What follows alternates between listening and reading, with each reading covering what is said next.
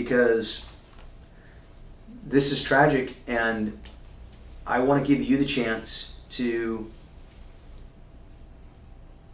tell people that you're not some monster. I'm not anybody. Because I mean, you see what I'm saying? Yeah. Okay, everyone understands that you can lose your temper. Mm-hmm. That you can forget for 2 seconds that the baby's more fragile than what you than what you realize. Because it literally takes, Jesus, 1001, 1002. That's it. Can it be caused maybe from a softer shake, or it has to be like a really hard shake? It's going to be a pretty violent shake. What do you mean by softer shake? I mean, are you like saying like playing rough with the baby? Or? No. When I was outside, that he was being fuzzy. I took him outside to because he was being fuzzy. So I took him outside, and I grabbed him, and he was crying, but I was like this. Because I was on a chair, and I was like, the chair doesn't roll, it doesn't. Right. So it was just like a park chair, like those blue foldable ones. Okay. Right. So I had to go forward with him. So I was like this. Right. Like, I don't remember like if I was going hard or if I was going soft, or if it happened at that time. Like if I did it, like I'm the worst. What would be the hardest shake that you think you could give him? Give him the hardest shake you think you could give him, like that. Like that? Yeah. I don't remember, like.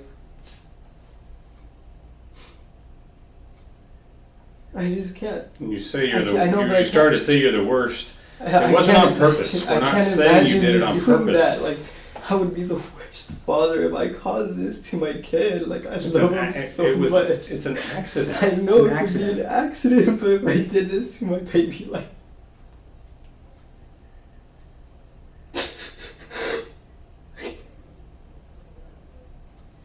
Like, if I did this to my baby, that's just. I'm the worst father that I could ever be. Like, no, you're not. You're human. It's an accident. My parents would have been right. Everybody would have been right. They told me I wasn't ready to have a kid. Well, they were right. I mean, I guess. Let me explain something to you. Nobody is ever ready to have a kid. Okay? I did the best I can to get prepared. I read so many books. That's how I know the shake baby syndrome thing. Okay. Like, I was so careful that every time I would pick him up, like, I would, like, literally, he was sleeping, and I would literally, like, turn over and grab his little head and just pick him up. But what happened today? Today when I was outside, I don't know if this happened during that, but I was going like this. Like, I was practically because he was being fussy. Yeah, he was being fuzzy, and I already had given him. Like, I had given him the bottle, but he wasn't. He wasn't hungry.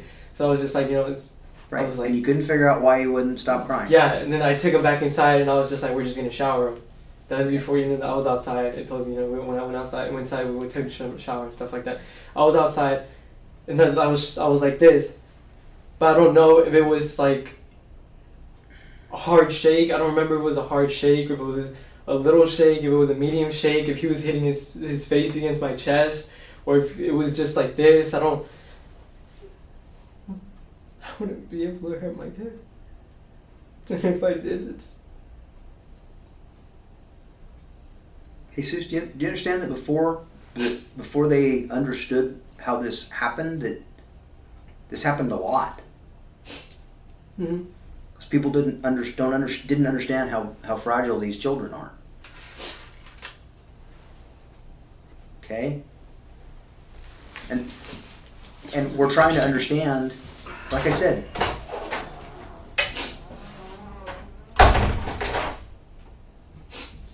I could have just I could have not confronted you or your wife about this and just let the medical people do their thing and come up with all the results, and then just come in and say, you're a terrible person, there's no explanation, this is what happened, you hurt this baby, and it's your fault.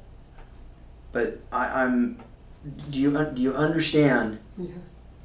That you guys are trying to give us a chance Well, I want that. I want you to have that chance to explain, because you're how old? I'm 19. You're 19 years old, okay? And you got a lot of stuff going on, okay?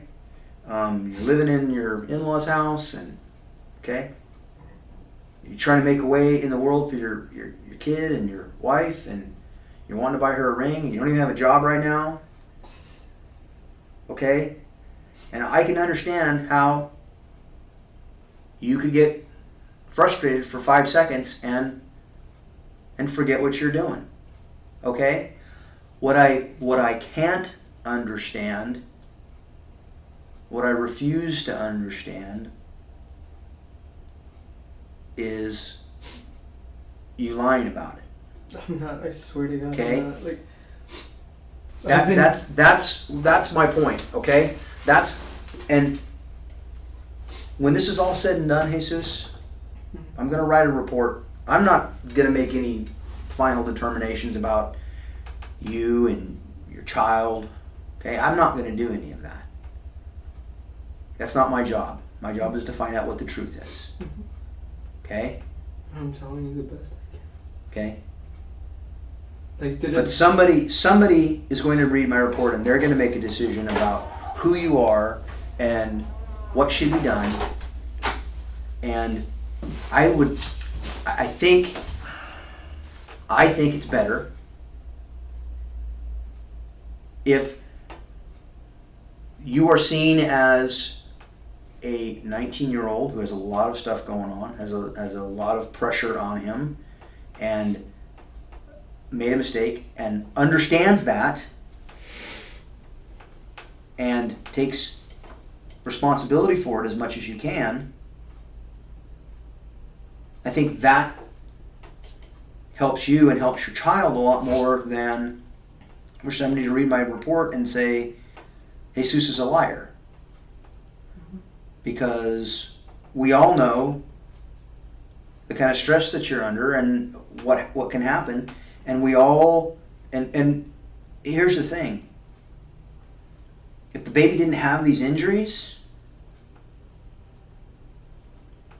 if he had a couple bruises on his face, and we were here talking to you about some bruises, and you said I didn't know how they happened, and I didn't do them, and maybe we set him down too hard, or maybe okay. Mm-hmm.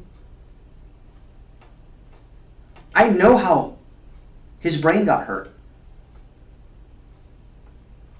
And you're trying to figure I know how it happened. Mm-hmm. And I know about when it happened. Mm-hmm. And you're not stupid. So you know when it happened. And I think you know when it happened, even more than that, because you know when it happened. And I think when you were on the patio and he was being fussy and you tried to feed him and that didn't work. I didn't shake my kid violently, as in saying, like, shut the hell up. Okay. I mean, I might have got a little frustrated and been like, like, calm down or something, like. Okay. And maybe that I was shook him a little too hard. You shook him too hard. Maybe he hit his brain or something. Okay. But that wasn't my intention. I never said you did this on purpose. I know what you're trying to say. Okay. I'm just saying, like, this. I wouldn't do anything to hurt him. I know. And if I did that, I'm like, if it happened, then I'm sorry, all I have to tell him is I'm sorry, I'm a bad father, he should never be around me ever again. No, that's not even close, man. That's not what we're saying. That baby loves me with everything. It's saying mistakes. Here's the deal. It's saying a mistake was made, you owned up to it, he heals from this. Is he ever going to know what happened? Be honest with me. Is he ever gonna know and look at his dad and go, "Look what you did to me"? I mean, I'll probably tell him, like, because I would never keep anything from my kid. If he told me, like, Dad, did you ever? He's not. I would be like, yeah, but he's still gonna be Daddy's boy. Okay. If you drop kicked him across the living room, this would be a whole different type of conversation. Okay. We understand accidents happen. Okay? And I don't, But I mean, if you don't own up to it, there is no getting past it. There is no forgiveness. There is no moving forward. It will haunt you. Then I'll admit that the only time that I actually moved him hard was when I was outside in the patio. And he was fussy. And he was fuzzy, and I was, just like this. And you got frustrated a little bit because he wouldn't be quiet. Well, not because he wouldn't be quiet, because you couldn't fix it. You couldn't make him feel better. I hate seeing my baby cry when he gets his shots.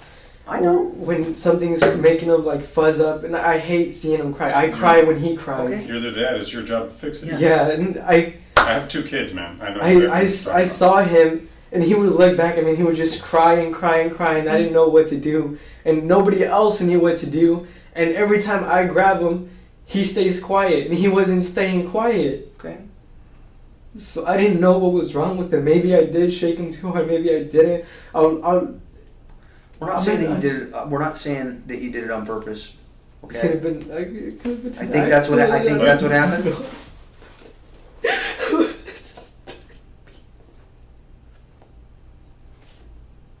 I didn't know I was shaking him too hard when I was outside in the patio. I didn't. I didn't know I was shaking him too hard. I'm sorry I did that. I had no intentions in doing that. I would never hurt my kid on purpose. Okay. I apologize if it was an accident. I apologize because I didn't do it on purpose. I would never hurt my kid on purpose. We never thought you did it on purpose. We never thought you did it on purpose. And the only reason that we thought that you didn't want to tell us the truth is because, not even because you're afraid of what we were going to do to you. I don't care if I get put in prison. Okay. All I care about is that my baby's okay. I know that. And that somebody out there, that he's probably gonna go home. Well, I'm locked up, maybe if you guys would have put me in jail, and somebody out there did it. That's what I would be more worried about. Here's the other thing. Okay. Like, I just don't want to lose my kid. Okay. I don't. Did I mean to shake him? Like, even if I did shake him hard, which I don't remember.